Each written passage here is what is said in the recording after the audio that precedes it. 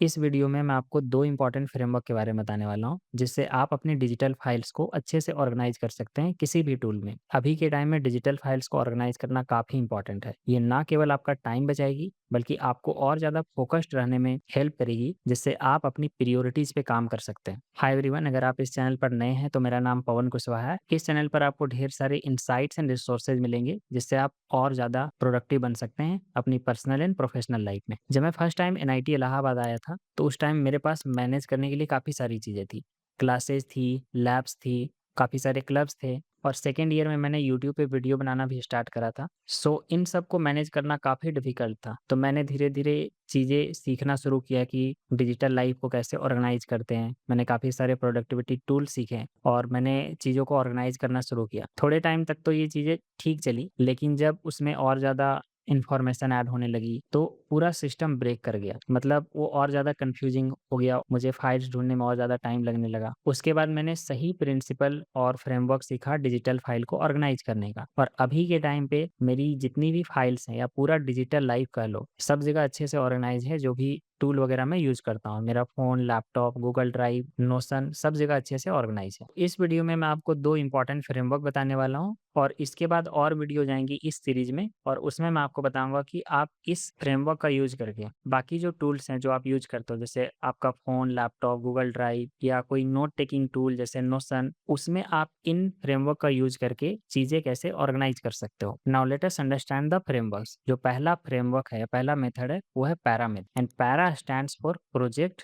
Areas, resources and archives, और दूसरा है एमईसी प्रिंसिपल। सबसे पहले हम पैरा मेथड समझते हैं। सो पैरा मेथड में P stands for projects. Projects जो होते हैं हमारे शॉर्ट टर्म गोल्स होते हैं, जिसका कोई फिक्स डेडलाइन होता है, इसका एक एंड डेट होता है। लेट्स से मुझे एक पर्सनल ब्लॉग बनाना है अगले 3 महीनों में, जिसमें मैं एडिशनल रिसोर्सेज शेयर करना चाहता हूँ, तो वो मेरे लिए एक प्रोजेक्ट हो सकता है। और अगर लेट्स से मैं कोई एग्जाम की तैयारी कर रहा हूँ, या फिर मैं कोई जॉब की तैयारी कर रहा हूँ अगले 6 महीने में, तो वो मेरे लिए एक प्रोजेक्ट हो जाएगा। और एरिया जो होते हैं वो हमारी ऑनगोइंग रिस्पॉन्सिबिलिटी होती है, जिसका कोई एंड डेट नहीं होता। इसको हमें पूरे लाइफ लॉन्ग मैनेज करना रहता है। फॉर एग्जाम्पल, मेरे लाइफ के एरिया हो सकते हैं मेरा personal goal, health, family, finance, self improvement, ये सारे मेरे लाइफ के एरिया हो सकते हैं। तो जब भी मैं फ़ोल्डर बनाऊँगा या फिर कोई फाइल्स ऑर्गेनाइज़ करूँगा, तो इन सब एरिया के बेस पे या इन सब प्रोजेक्ट के बेस पे ऑर्गेनाइज़ करूँगा। और नेक्स्ट जो हमारा है वो है रिसोर्सेज। रिसोर्सेज वो सारे फाइल्स या इन्फॉर्मेशन हो सकते हैं जिसको हम किसी टॉपिक के अराउंड ऑर्गेनाइज़ कर सकते हैं। फॉर एग्जाम्पल, अगर मैं डाटा एनालिटिक्स सीख रहा हूँ, तो वो मेरे लिए रिसोर्स हो सकता है। अगर मैं कम्युनिकेशन स्किल सीख रहा हूँ, तो कम्युनिकेशन स्किल के अराउंड जितने भी रिसोर्सेज रहेंगे या फाइल्स रहेंगे, वो सारे मैं कम्युनिकेशन स्किल वाले फ़ोल्डर में रख सकता हूँ। और आर्काइव का मतलब होता है वो सारे फाइल जिसका कोई करंट यूज़ नहीं है,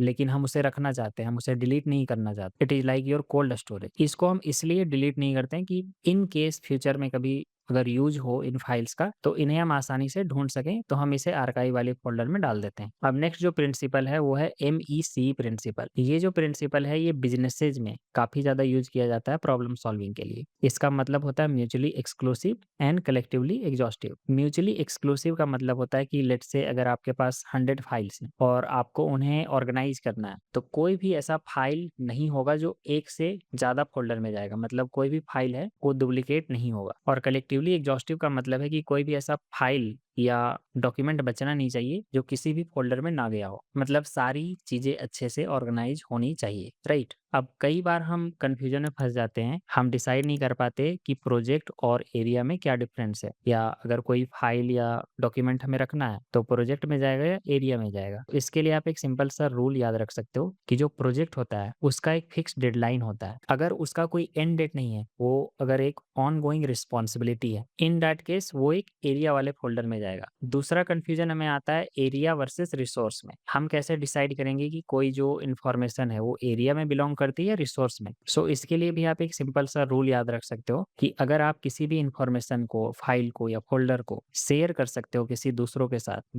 इन that case it will be a resource. अगर आप किसी के साथ शेयर नहीं करना चाहते या नहीं कर सकते, in that case it will be an area. So this is all about the basic principles and frameworks in order to organise your digital life. अब हम आने वाली वीडियोज में देखेंगे कि इन फ्रेमवर्क्स का हम कैसे इस्तेमाल कर सकते हैं अलग अलग टूल्स जो हम यूज करते हैं, जैसे phone, laptop, Google drive, notion वगैरह में। सो मिलते हैं अगली वीडियो में, तब तक के लिए keep learning and keep rising.